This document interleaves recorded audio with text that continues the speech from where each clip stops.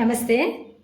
ನನಗೆ ಈ ಅಲೆಕ್ಸಾಂಡರ್‌ದು ಒಂದು ಬುಕ್ ಬಗ್ಗೆ ಓದ್ತಾ ಒಂದು ಸತ್ಯ ಅವನಿಗೆ ಅರ್ಥ ಆದಂತಹ ಒಂದು ಸತ್ಯದಲ್ಲಿ ಎಂಥ ಜೀವನ ಪಾಠ ಇದೆ ಅನ್ನಿಸ್ತು. ಅದಕ್ಕೆ ಈ ವಿಡಿಯೋವನ್ನು ಮಾಡ್ತಾ ಇದ್ದೇನೆ. ಈ ಅಲೆಕ್ಸಾಂಡರ್ ತನ್ನ 32ನೇ ವಯಸ್ಸಿಗೆ ಒಂದು ಮಹಾಪರಾಕ್ರಮಿ, ಅರ್ಧ ಪ್ರಪಂಚವನ್ನೇ ಗೆದ್ದ ಪರಾಕ್ರಮಿ ಅವನು. ಅವ ಈ ದಂಡಯಾತ್ರೆಯನ್ನು ಮುಗಿಸ್ಕೊಂಡು ಬರ್ತಾ ಇದ್ದ ಹಾಗೇನೆ ಅವನಿಗೆ ಅನಾರೋಗ್ಯಕ್ಕೆ ತುತ್ತಾಗಿ ಬಿಡ್ತಾನೆ. ಎಂಥ ಅನಾರೋಗ್ಯ ಅಂದರೆ ಅವನಿಗೆ ಮುಂದೆ ಬದುಕಲಿಕ್ಕೆ ಇಲ್ಲ, ಇದು ವಿಧಿಯ ಕರೆ ಅಂತ ಗೊತ್ತಾಗಿ ಬಿಡ್ತದೆ. ಯಾಕಂದರೆ ಪ್ರಪಂಚದ ಪ್ರಸಿದ್ಧ ವೈದ್ಯರೆಲ್ಲ ಬಂದು ಕೈ ಚೆಲ್ಲಿ ಬಿಡ್ತಾರೆ, ಇದು ನಮ್ಮಿಂದ ವಾಸಿಪಡಿಸ್ಲಿಕ್ಕೆ ಆಗೋದಿಲ್ಲ, ಇದು ವಿಧಿಯ ಕರೆ ಅಂತ ಒಂದು ಜಡ್ಜ್ಮೆಂಟಿಗೆ ಬಂದು ಬಿಡ್ತಾರೆ. ಆಗ ಅವನಿಗೆ ಒಂದು ಜ್ಞಾನೋದಯ ಆಗ್ತದೆ.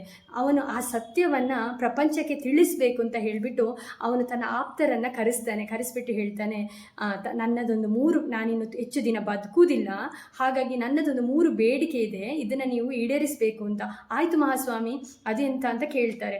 ಆಗ ಅವ ಹೇಳ್ತಾನೆ, 1ನೇ ಬೇಡಿಕೆ, ನಾನಿನ್ನೇನು ಕೆಲವೇ ದಿನಗಳಲ್ಲಿ ಅಥವಾ ಕ್ಷಣಗಳಲ್ಲಿ ಸಾಯಲಿಕ್ಕಿದ್ದೇನೆ. ನಾನು ಸತ್ತ ನಂತರ ನನ್ನ ಶವಪೆಟ್ಟಿಗೆ ಏನಿದೆ ಅದನ್ನು ಯಾವ ರೀತಿ ನೀವು ಡಿಸೈನ್ ಮಾಡಿ ಪ್ಯಾಕ್ ಮಾಡಬೇಕು ಅಂತ ಹೇಳಿದರೆ, ಒಳಗಡೆ ನನ್ನ ದೇಹವಿರ್ತದೆ, ನನ್ನ 2 ಕೈಗಳು ಹೊರಗಡೆ ಪ್ರಪಂಚಕ್ಕೆ ಕಾಣುವ ಹಾಗೆ ನೀವು ಇಡಬೇಕಾಗ್ತದೆ.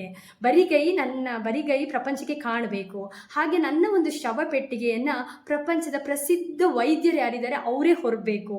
ಹಾಗೆ ನನ್ನ ದೇಹವನ್ನು ನೀವೇನು ಸ್ಮಶಾನಕ್ಕೆ ತಗೊಂಡು ಹೋಗ್ತೀರಾ, ಆ ದಾರಿಯಲ್ಲಿ ನಾನು ಸಂಪಾದನೆ ಮಾಡಿರುವಂತಹ ಎಲ್ಲ ಒಂದು ವಜ್ರ ವೈಡೂರ್ಯಗಳು ಏನೇನಿದೆ ಅದನ್ನೆಲ್ಲ ನೀವು ಚೆಲ್ತಾನೇ ಹೋಗಬೇಕು, ಅದರ ಮೇಲೆ ನಡ್ಕೊಂಡು ನನ್ನ ಕರ್ಕೊಂಡು ಹೋಗಬೇಕು ಅಂತ ಹೇಳ್ತೀನಿ. ಇದು ಒಂಥರ ವಿಚಿತ್ರ ಅನ್ನಿಸ್ತದೆ. ಆವಾಗ ಒಬ್ಬರು ಕೇಳ್ತಾರೆ, ಅಲ್ಲ ಮಹಾಸ್ವಾಮಿ, ಬೇಡಿಕೆಯನ್ನು ಹೇಳಿದ್ದೀರಾ, ಆದರೆ ಈ ಥರದ ವಿಚಿತ್ರ ಬೇಡಿಕೆ ಏನಕ್ಕೆ ಅಂತ ತಿಳ್ಕೊಳ್ಬೋದಾ ಅಂತ. ಆಗ ಅವ ಹೇಳ್ತಾನೆ, ಹೌದು, ನಾನು ದೊಡ್ಡ ಪರಾಕ್ರಮಿ ಅಂತ ನನ್ನ ಜಂಬದಿಂದ ಇದ್ದೆ, ನಾನು ಇಡೀ ಪ್ರಪಂಚವನ್ನೇ ಗೆಲ್ತೇನೆ ಅನ್ನೋ ಒಂದು ಕುದುರೆ ಥರ ಓಡ್ತಾ ಇದ್ದೆ ನಾನು. ಆದರೆ ಜೀವನ ಏನು ಅಂತ ನನ್ನ ಈ ಕೊನೆ ದಿನಗಳು ನನಗೆ ಅರ್ಥ ಮಾಡಿಸ್ತು.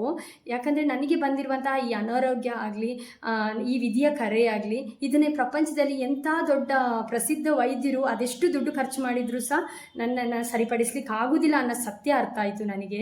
ಹಾಗೆ ನನ್ನ 2 ಕೈಗಳು ಯಾಕೆ ಪ್ರಪಂಚಕ್ಕೆ ಬರಿಗೈ ಕಾಣಿಸ್ಬೇಕು ಅಂದರೆ, ನಾನು ಎಷ್ಟೋ ದೇಶಗಳನ್ನ ಗೆದ್ದು ಏನೇ ಮಾಡಿದರೂ ಕೂಡ ನಾನಿವತ್ತು ಹೋಗುವಾಗ ಬರೀ ಕೈಯಲ್ಲೇ ಹೋಗ್ತಾ ಇದ್ದೇನೆ. ಹಾಗೆ ನಾನೇನು ಸಂಪಾದನೆ ಮಾಡಿರುವಂತಹ ವಜ್ರ ವೈಡೂರ್ಯ ಆಸ್ತಿ ಏನೇ ಇರ್ಬೋದು, ಮುತ್ತು ರತ್ನಗಳು ಏನಿದೆ ಅದನ್ನೆಲ್ಲ ಈ ಬೀದಿಯಲ್ಲಿ ಹಾಕಿ ಚೆಲ್ಲಿ ಹೋಗ್ತಾ ಇದ್ದೇನೆ ಅಂತ ಹೇಳಿದರೆ, ನಾನು ಹೋಗುವಾಗ ನನ್ನ ಕೈಯಲ್ಲಿ ಏನು ಕೊಂಡು ಹೋಗ್ಲಿಕ್ಕೆ ಆಗೋದಿಲ್ಲ, ನಾನೇನಿದ್ರೂ ಅದನ್ನು ಸ್ಮಶಾನದ ದಾರಿವರೆಗೆ ಅಷ್ಟೇ ಕೊಂಡೊಯ್ಯಬಹುದು ಅನ್ನೋ ಸತ್ಯ ಪ್ರಪಂಚಕ್ಕೆ ಅರ್ಥ ಆಗಬೇಕು ಅಂತ ಹೇಳಿಬಿಟ್ಟು ಅಂದ್ಕೊಂಡು ಈ ಬೇಡಿಕೆಯನ್ನು ಇಡ್ತಾ ಇದ್ದೀನಿ, ದಯವಿಟ್ಟು ಇದೇ ಥರ ಮಾಡಿ ಅಂತ. ಅದೇ ಥರ ನಡೀತು ಅಂತ ಇತಿಹಾಸ ಹೇಳ್ತದೆ. ಆದರೆ ಇದರಿಂದ ನಮಗೆ ಜೀವನ ಪಾಠ ಏನು ಅಂದರೆ, ನಾವು ಇದನ್ನೆಲ್ಲ ತುಂಬ ಇವ್ರ ಬಗ್ಗೆ ಎಲ್ಲ ಓದಿರ್ತೀವಿ. ಅವ್ರು ಅಲ್ಲಿ ದಂಡೆತ್ತಿ ಬಂದರು, ಇಲ್ಲಿ ದಂಡೆತ್ತಿ ಬಂದರು, ಅವ್ರಿಗೆ ಇಷ್ಟು ಜನ ವೈಫ್ ಇದ್ದರು, ಇದೆಲ್ಲ ತುಂಬ ಕೇಳಿರ್ತೇವೆ.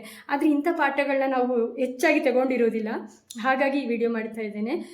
ಅಂದರೆ ನಾವು ಎಲ್ಲರಿಗೆ ಅವರವರಿಗೆ ಆಸ್ತಿ ಮಾಡಬೇಕು, ಅದು ಮಾಡಬೇಕು, ಇದು ಮಾಡಬೇಕು, ಅವರದ್ದೇ ಒಂದು ಪ್ಲ್ಯಾನ್ಸ್ ಪ್ರಕಾರ ಓಡ್ತಾ ಇರ್ತೇವೆ.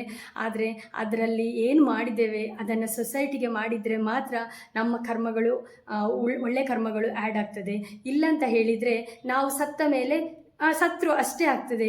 ಆದರೆ ಸತ್ತ ಮೇಲೆಯೂ ಹೆಸರು ಬದುಕುಳಿತದಲ್ಲ, ಆ ಥರದ ಜೀವನ ಎಲ್ಲರದಾಗಬೇಕು. ಈಗ ಫಾರ್ ಎಕ್ಸಾಂಪಲ್ ಅಂದರೆ ಪುನೀತ್ ಸರ್ ಅವರು ಹೇಗಿದ್ರು ಅಂತ ಹೇಳಿದರೆ, ಈಗ ಅವರು ಪ್ರಪಂಚದಲ್ಲಿ ಇಲ್ಲ, ಆದರೆ ಅವರ ಹೆಸರು ಮಾತ್ರ ಅಜರಾಮರವಾಗಿದೆ. ಆ ಥರದ ಬದುಕು ಎಲ್ಲರ ಬದುಕಾದರೆ ಪ್ರಪಂಚ ಎಷ್ಟು ಬ್ಯೂಟಿಫುಲ್ ಆಗಿರುತ್ತೆ ಅಂತ ಅನಿಸುತ್ತೆ. ಧನ್ಯವಾದಗಳು.